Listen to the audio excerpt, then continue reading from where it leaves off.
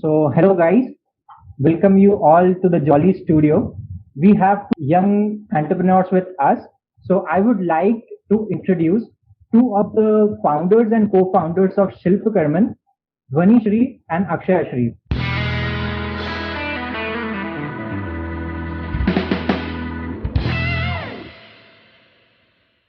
Welcome to the Jolly Studio, Dhwani Shri and Akshay Shri. Thank you. Thank you for having us. So, firstly, before starting the interview, I would like to know about the background, like how this idea and what was the journey behind Silpakarman. Okay. For the starters, actually, I was begin with. When we were kids, so our parents are actually into filmmaking. My father is a filmmaker in panel producer, and my mom is also a producer in research.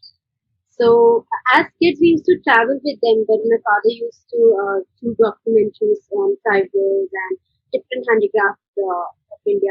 So we used to go along different states in India, and we always enjoyed the way our mother used to buy handicrafts. She would buy very nice handloom and handicraft things, and they would always talk about it, how it is made, how delicate it is, and the pricing itself is invaluable. And they would tell us all about the people, which sensitized us towards the tribals as well.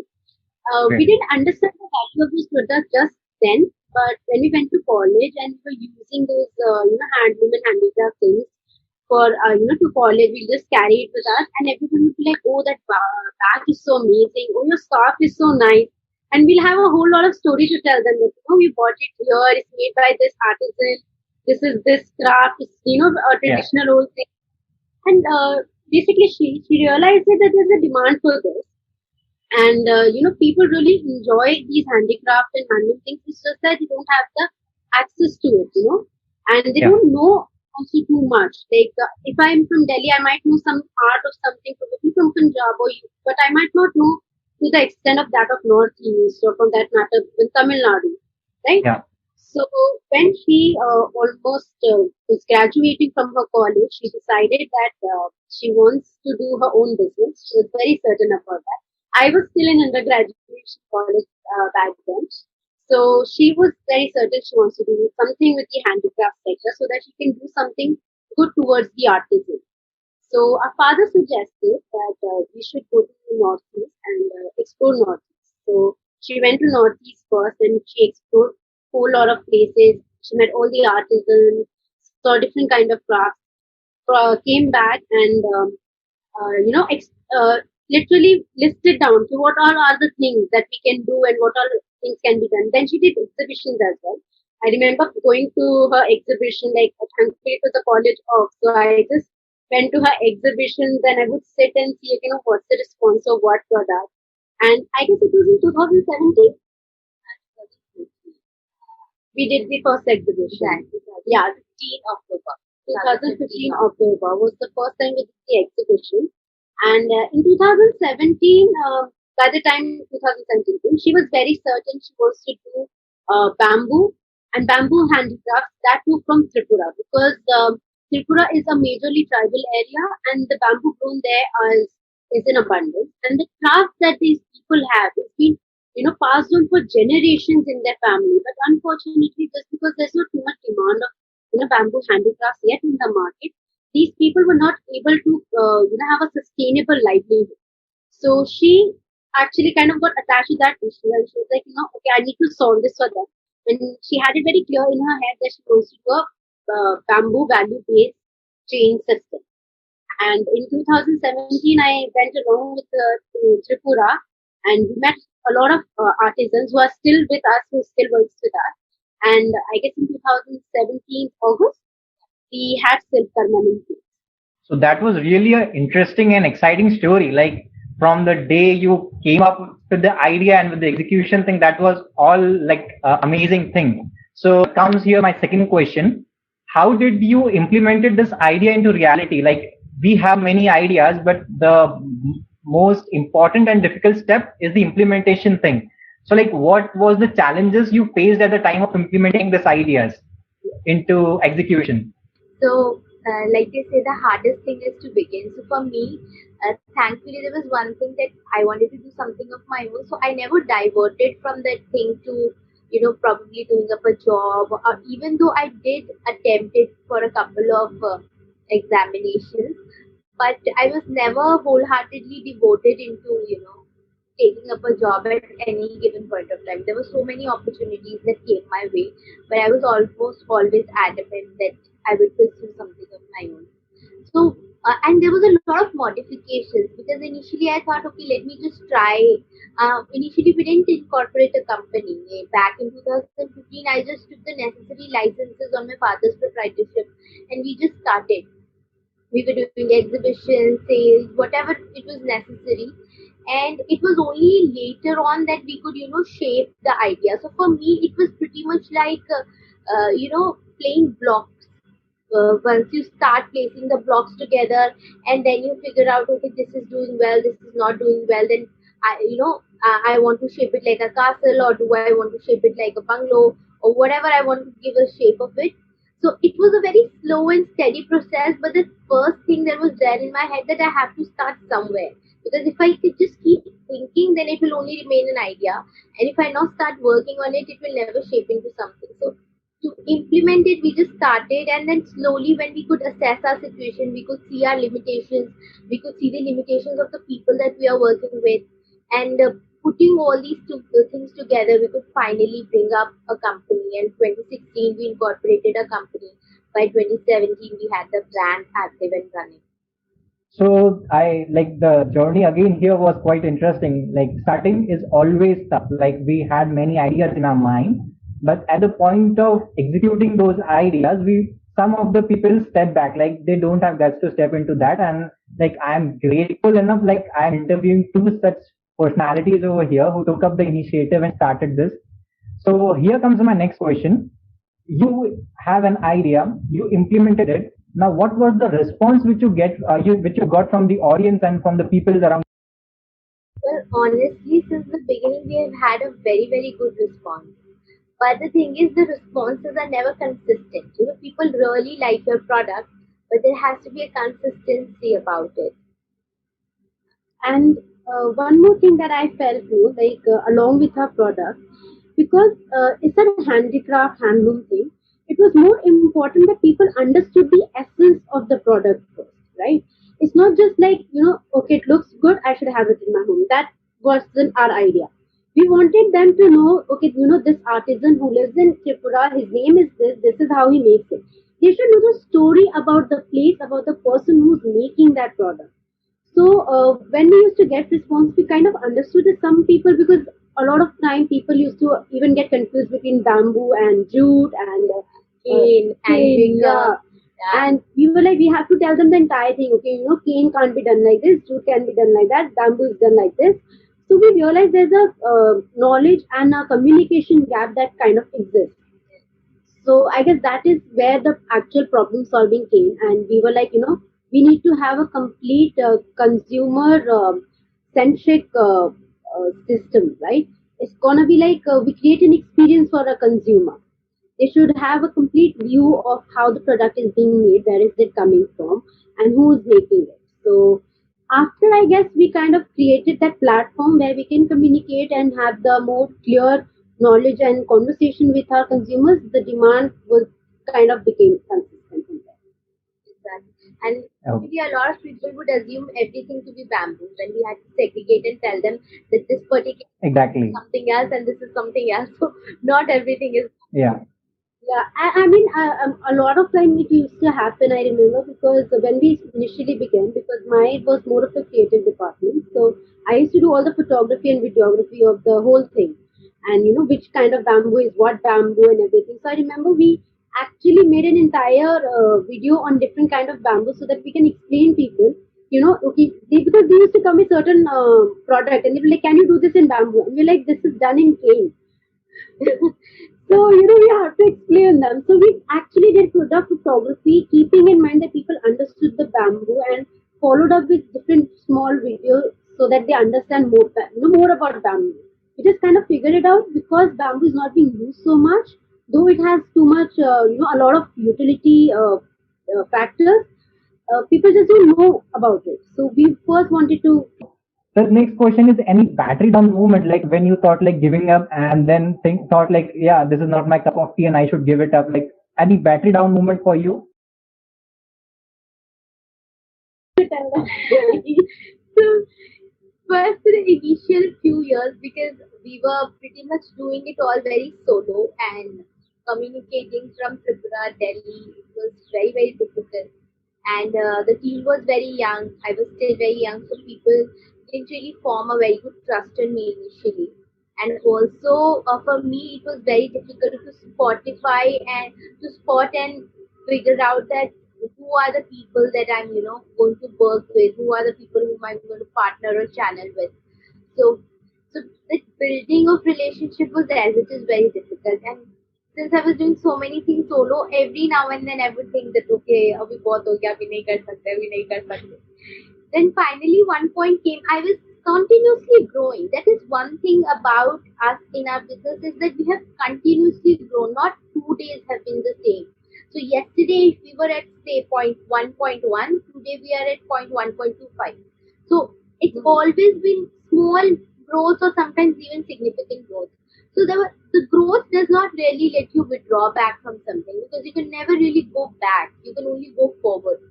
So and then came a point that I thought of participating because I've always had an affection for the international market. So I thought of going to Greece for an exhibition, and my elder sister came with me. At that time, Dhwani was actually pursuing her filmmaking for her postgraduate in filmmaking from LV Prasad Film and TV Academy in Chennai. So she was in Chennai, and me and my eldest sister, we thought of going to Greece all by ourselves for this exhibition. And we had a good amount of product going with us. And we pitched in all the money from our own pockets. Okay? We did not take any funds, and we thought that we are going to get good returns from this investment. And the exhibition throughout 25 days were as it is very difficult because we were setting up the whole stall by ourselves. Ideally, if you're in Delhi or even in India and you're setting up an exhibition, so you can just make, some calls, friends will come over, parents will come, you'll find the staff very easily. But there, finding the staff was difficult. Most of the people spoke Greek, so language was a problem. I would continuously type on my phone, translate it, and show it to them that this is what I'm trying to tell you. So, and at the end of the day, what happened that the exhibition didn't perform as we had expected. So it was big, big loss. We lost somewhere around 10 to 12 lakh rupees in that exhibition. And I still remember on the last day of the exhibition, we packed all the products by ourselves. Here, there were people, there were good 4 5 people who packed those products, but it was me and my sister and a staff whom we had hired in Greece. All three of us were packing all the products by ourselves, and it was very difficult because these were like big 25 boxes. Then we set it up, and I was crying like crazy because here anything happens, I can just call up my parents or my friends. Everybody comes over, during the exhibition. They are there कि अक्षा कुछ खाएगी कुछ चाहिए वहाँ कोई कुछ पूछने वाला ही नहीं था. So it was so difficult. I was crying like crazy that I've lost so much money. This is so difficult and everything. And I had a very very clear understanding that I'm not going to pursue it. I will come back to India. I will shut down my business. I clearly made my mind. But then when I came back to India, I even applied for a writing program to Boston University. So I was that serious of leaving the business and going away from it. But since I have a private limited company, it was not possible. Shutting it down is just not possible. And like I said, you can never really go back. Once you've made a mistake, you can only go forward, right? So there were no more options, and it was a private limited company. I couldn't have just shut it down like that. So then what we thought that what are our resources? We just counted what are the things that we have existingly built up in the 2 or 3 years that we have spent in business so far. So we were having a good response on our website. There were Amazon listings. We were supported by some very good organizations such as Priti, Her Renown, Sherry Blair Foundation. So there were so many people who were backing us, and there were, Amazon. We were listed on Amazon Saheli program. So there was a good listing support we had on portals like these. So I thought that let me just use these. I will not invest a single penny more into the business, and I will just continue to exist because I also had people relying on me. There were so many workers we were working with. There were so many designs we had developed, and so I couldn't just have withdrawn out of things like that. And somewhere even the motivation I guess was like, even though she was like, she doesn't want to do something, our artisans or our local Right. partner Tanmay Majumdar, they are so supportive. Like our artisans, they had that trust on us. Like we created that kind of bond. Like even today, if they have something, like some idea comes into their mind and have develop some new product, they just call up and they'll be like, "Didi, देखो हमने ना ये कुछ नया बनाया है." So that excitement, it was like their that motivation kind of came from them as well. That don't give up. They are relying on us. They're looking up on us. They have trusted us. So that also kept her like, okay, whatever my resources are, let me kind of grow them. So there have been many points, but this was like the breaking point of the business. But thereafter, we thought of just repairing it step by step. And the moment we changed our vision and our implications, things have only been better for us. So, as you told us, like there were much problem with the team, like you were not having a proper team in the beginning. So, my next question is phrased around this itself, like how do you manage to get a team and how do you manage to get members for your startup at this point of time? Like, do you trust easily each and everyone, or do you have some benchmarks on which one should stand on? Well, that's the whole point about the business now. Because, see, initially I trusted on people and I had some setbacks also. And then I trusted on people and they became our best allies and best partners. So, it's never one thing. So now the approach is that we take it one step at a time. So if we need someone and if we want to work on someone, we actually try to work with them on a genuine basis. For example, right now when we're working with it for the bamboo tea, if we're working with an entirely new setup, it's the tribal area, it's near the Bangladesh border, so it's very remote also. But we thought that let's just trust him, let us give him a batch of production to do and see how things follow up. If there are any shortfalls or any, fallbacks, and then we can improvise on that because at the end of the game you have to understand that trust is the most important thing and trust is not something that you can just go and bring in. It is something that you build over a period of time.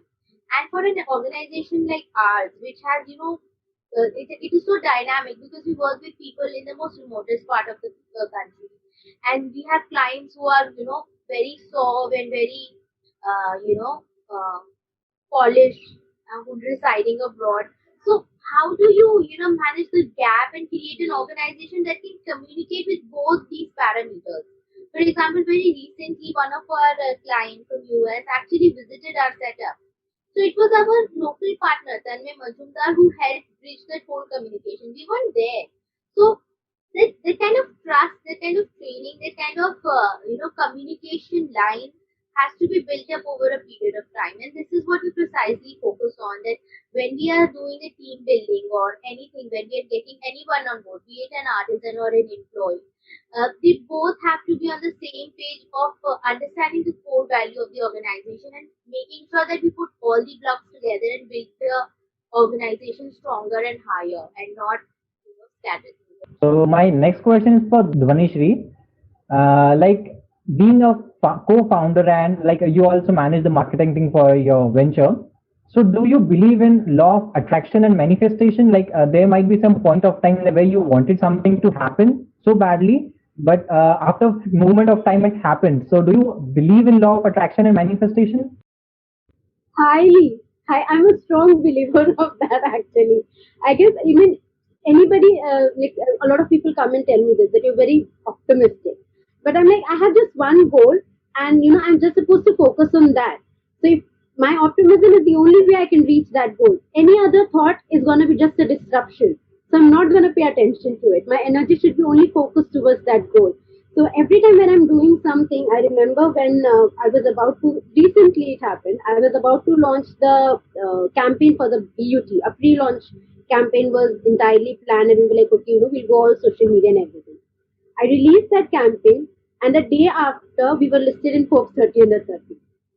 So imagine, it was a very unexpected thing. We didn't have any idea this was gonna happen, and just I just knew, okay, there's a target, and I'm supposed to go beyond that target with this campaign to reach an audience, and it happened, and it all worked out all by itself for me. Like if you ask me, that's how it happened. It's just obviously the workload increased because you have to make sure that all the post goes up for the Forbes. At the same time, the campaign goes on in the next hand, and everything has to be balanced at the same time. So we obviously our posting everything becomes more, but it was all of a sudden and it worked well for us. So I strongly believe in So that. without spending a single penny, we could reach so many people with that just one powerful, information. So your optimism took you to Forbes 30 under 30. Like it won't be bad. Like if I say like if you are an optimistic person, you can attain anything. So can you please share some your journey about like Forbes before getting into Forbes and after listening into Forbes? Like what was the difference you saw in your venture and your surroundings as well? Like it's not that easy to get into Forbes 30 under 30. So you made your place there, you stepped into it. So like how things changed when once you entered into that criteria? I guess it changes 180 degrees. No, it changes dynamically because see, we are still very young, right? So whenever anybody would meet us or anything, they'll be like, you are still kids and everything. Whereas a foreign client, I must say, they're very serious because the way they see our dedication towards our work, so they even come up and say, you're very dedicated. You'll go far. This was something we heard a lot of time, but still somewhere, kids are doing it and they're doing some business, something is happening. They would just keep it like that. They wouldn't really try, not get involved, especially in our surroundings. Not a lot of people would get involved with what are these girls up to. Nobody was so curious. They were like, okay, they're doing something. What they're doing, lot of people were interested. So, but when he came in Forbes, then the phone started ringing. Okay, what exactly are you doing? This was the thing, that change was drastically there, and they were now interested and they understood the depth of our concept and our vision. They were like, okay, these two girls are not just playing the fool around, they are very serious with what they are doing. And it's the seriousness and dedication that has got them to Forbes 30 under 30. So now when we even actually even with a foreign clientele, earlier when they met, they had a lot of details, everything asking, background check, everything they will do because obviously they want to know that whom they are buying from is a reliable source. Now because we are there, once it gets a more credible contact, also now they know okay they are a very credible company or an organization to ally with. So I guess being there brings in a lot of credibility. With visibility, it's more of credibility that's generated not just in a B2B sector but also in B2C sector. A consumer also now already existing consumer were very happy. They were like, you deserved it. You do such marvelous work. And new consumers were like, okay, we didn't know this. This is a great thing. We'll try it. So all that credibility is getting built up because of that. Like the optimism took you to Forbes 30. So there is one more question. Like, what was the recharge moment for you? Like, at times we feel bad. Like, you had an instance of closing your venture at that point of time. So then there might be a recharge moment where you thought, like, yeah, that was a right decision for me, and I will never regret it. So was there something like that which can be praised as a recharge moment for you apart from Forbes? Well, actually, I would say after the point when we were about to shut down our business, um, uh, there were a couple of listings that we did which weren't very active or lucrative. But the moment we shifted our vision from something more expands to something more specific, we started gaining in a lot of orders, and it was so different because just a month ago I was thinking of going to US and taking up writing and stuff like that. And cut to I am at a place where I'm filled with orders. There are client movements every day. The website is buzzing with queries, and there are orders on Amazon. So there was just so many things, and that was the point that okay, yes, I made a mistake, but all the positivity and the kind of acceptance that I faced thereupon just added to the recharge and sort of set me back on my track. It was like, okay, let the mistakes be the mistakes and focus on what you do best. So since you started so early in your life, like entrepreneurial journey started way like early in your life. So can you please give some words to the entrepreneurs on the rejection which they face at the initial phases? Like when they start their journey, entrepreneurial journey, so they faced many rejections at that point of time, and most of the time they draw back from the same. Like they put efforts, they executed their ideas, but due to rejections, they step back. So can you can give some message to them, like what should they do and what should they not do at this point of time? Well, honestly, first thing is talk about your idea. That is the best thing that you can do, because a lot of time people reserve their ideas thinking that someone might copy it or something. But actually, talking about your ideas give you a much stronger vision, and you can look at it from different perspectives. And there are also times when you can actually find partners with your ideas. For instance, the bamboo tea was just an idea when Manish came up with it, and then we said, okay, let's discuss, talk about this, and not once have we refrained talking about this project, be it or in front of 20 people or be it in private with some investors or some stakeholders. We have always talked about the potential of bamboo and ideas and things that can be potentially true. So never refrain on talking about your ideas, because they can only materialize. You can think an idea and innovate, but it will only turn into a business or an enterprise once you have a team. So start talking about your idea. That is the first thing. And second thing, don't overthink. A lot of time people listen from other people and they start to think on those lines. One shoe does not fit everybody. So don't ever overthink about what other people have said. People might not like your idea, that's okay, but there may be just one person who totally understands. So it's okay, even if somebody does not understand you at that point of time, it does not really mean you don't have the potential to do it. And the third most important thing is that never compare your chapter 5 to somebody else's chapter 15. A lot of time people do a lot of comparison that, okay, she's the same age and look, she's doing so well, and things like that. Do not ever do that. That's being very, very harsh on yourself, because you don't know the background story of that person. They must have been, working since 17 or 18 or 20, and you've probably just started. So don't do the comparison thing. That's not right. I will add two things to here. One Yeah. thing is, if ever anybody sees anything negative, let's say, or say, as you said, rejection, anything, just always remind yourself why you started. The answer to that question, why you started, is always known only by you, because it was your idea, your vision, and you are the one who's executing it. So never forget why you started. The moment you ask yourself that again, any rejection, any pessimist, answer or any this thing would just vanish away. First thing, and second thing is, if it's your own this thing, just work hard for it no matter what. Even if you have to work for, let's say, 20 hours a day to make it possible, you should be ready to do it, because it's your vision. And once you do it, then every team member gets inspired by the same.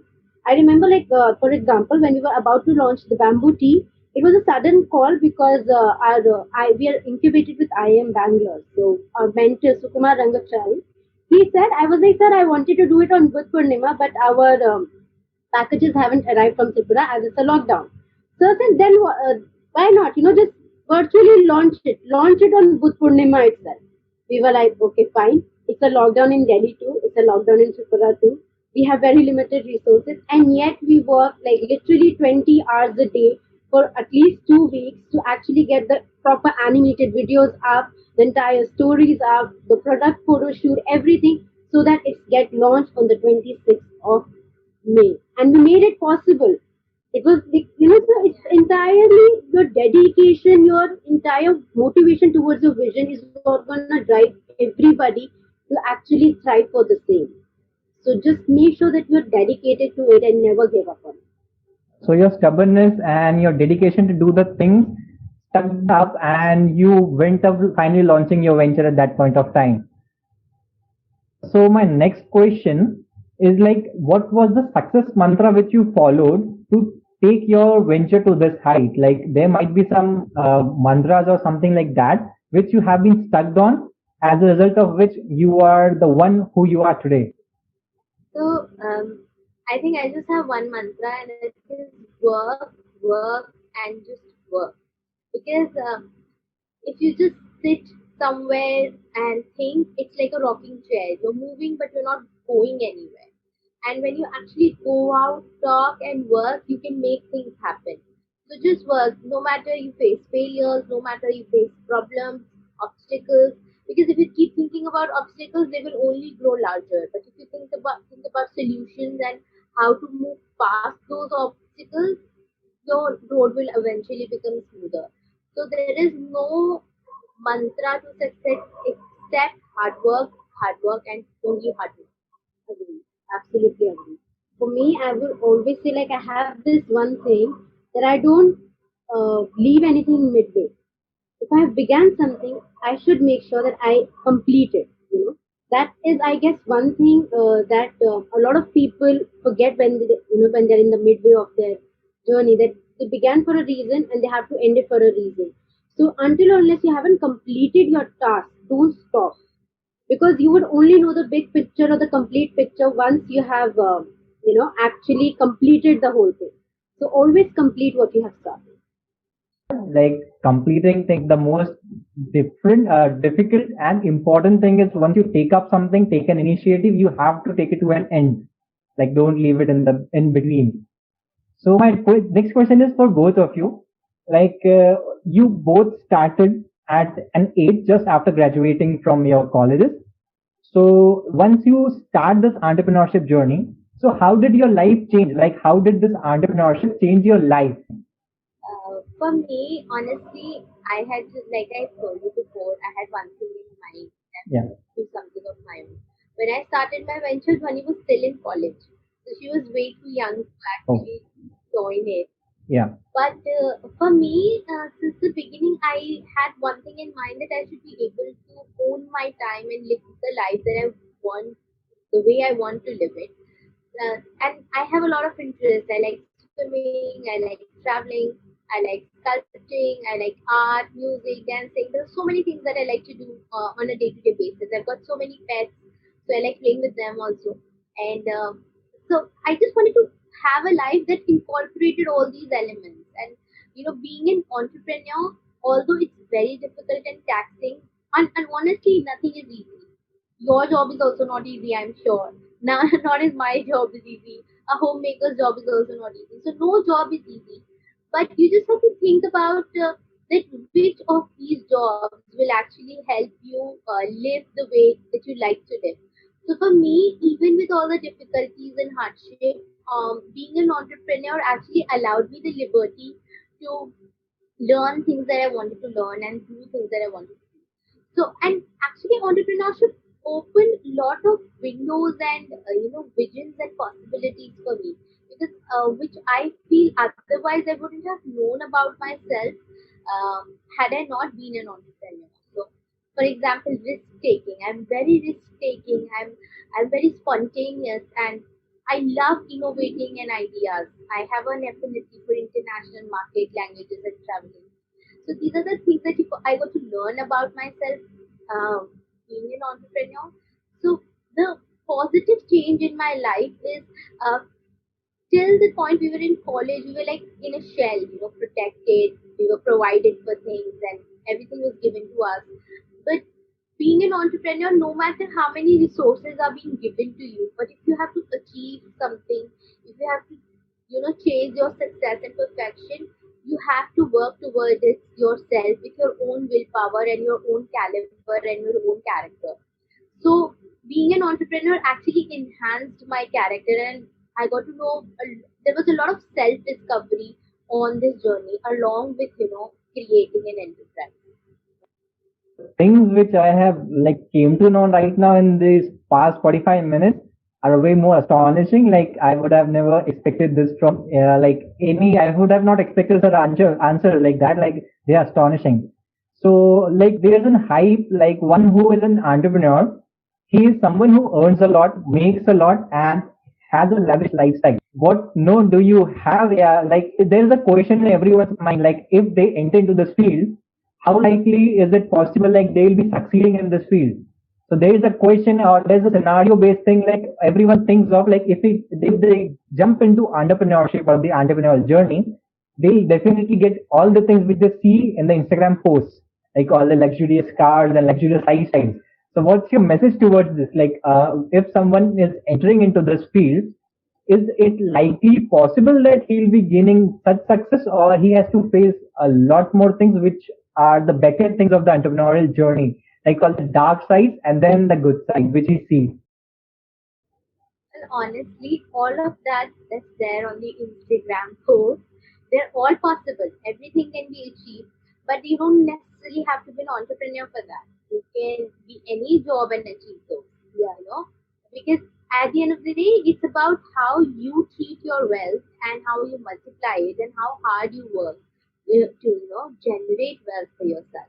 And it is possible in a single lifetime, in a small time of time span, if you just look for the right options and touch the right avenues.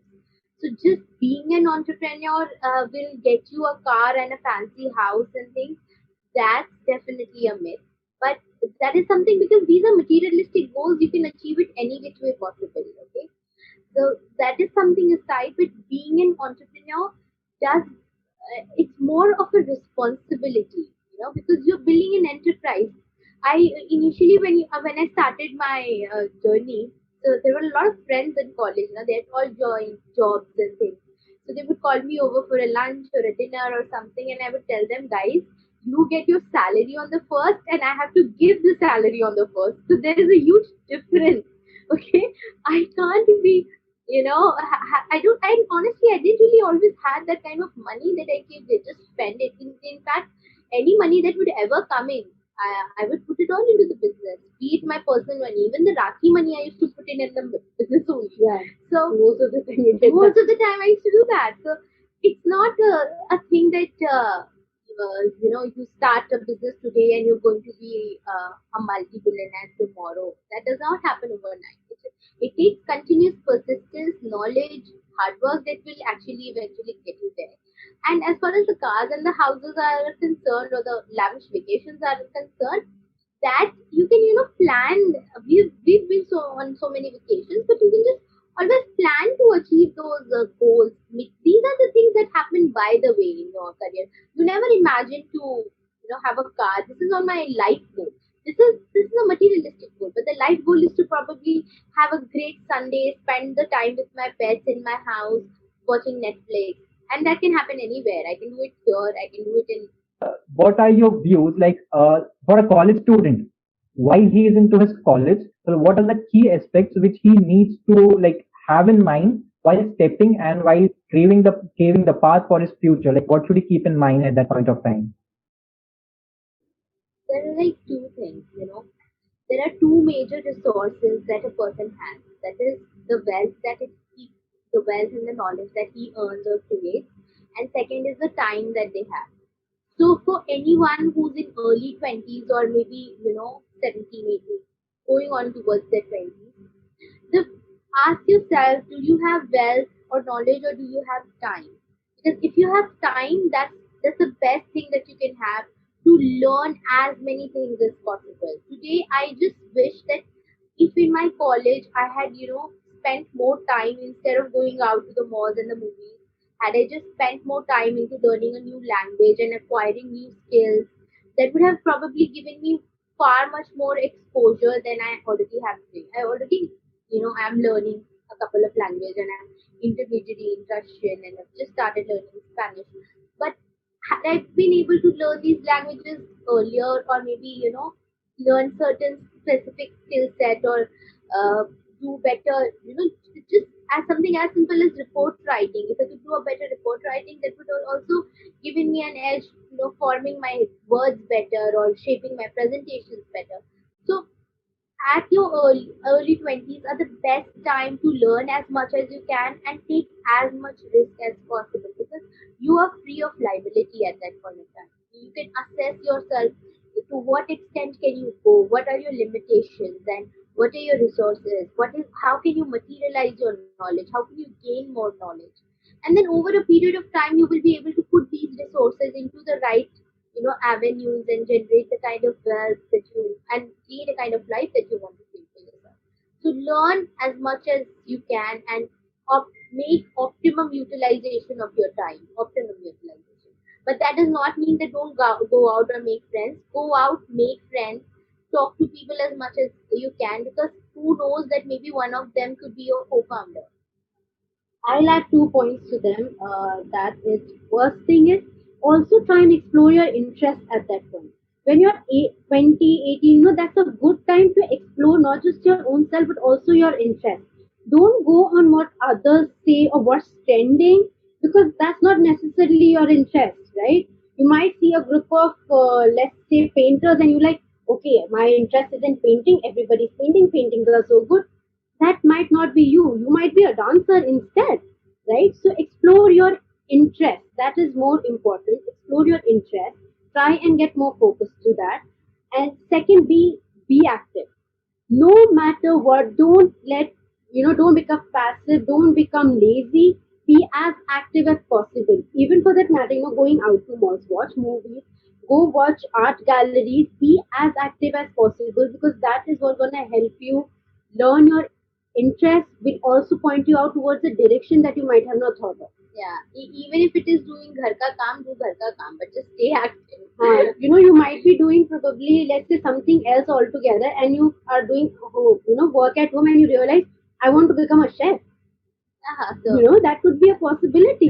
and it's also a good time to do self building. Exactly. Yeah. So interest in activity, I guess, being active in is a huge plus point at the age of 20 and 18.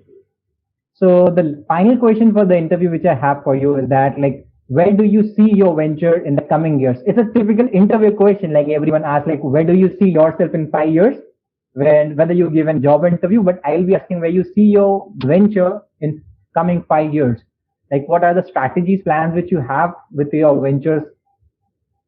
That's a very good question, actually. I tell you why. Because one thing entrepreneurs should always do is treat their venture as a third person. Silkaman Okay. is not me, Silkaman is not her, Silkaman is the entire team. It's a person of its own, right? So always treat your venture as the third person, or a person for that matter. So, Yeah, well, to me, I have always had the plans right here. Right now, Silpakarman is present in one state, works with about 300 people in Tripura. And in coming 2 years, we have two brands right now, Silpakarman and BeYouTea. And in the coming 2 to 3 years, I see ourselves having at least five brands, and ranging from handmade products to industrial products, present in at least three different states and having a beneficiaries of about 3,000 plus people. So that is where I actually positively see myself, because we are working on innovations, we have plans ready, we have teams ready. All we have to do is just go out, set up the plans, and get active. And maybe even earlier than 3 years, we will be able to achieve this goal. So Yeah. this is what I want. This is where I want to see Silpakarman go. actually, yeah, we just want to see now Silkaman family to grow. Like we are in Tripura right now, we are employing more people. Like with the BUT that we have launched, with the bamboo tea, we set up actually just one unit that we're working on. We're soon setting up a second unit where we are gonna employ some 200 women. 200 women. So, with that growth, that's what we are aiming at, to give more employment, generate more employment, not just in one state, but, to other more bamboo growing regions as we can. So, that way the Silpakarman family will grow, and our vision of actually creating that whole value based chain system, we can create that. And I guess with, as she said, we are planning to go into different industrial usage, and with that, we can see that happening. So not just Tripura, but Karnataka, Chennai, Gujarat, Maharashtra, Bihar. Bihar, UP, all of these states will eventually become part of the Silpakarman family. That's an amazing initiative which you are going through. Thank you, Dwanishri,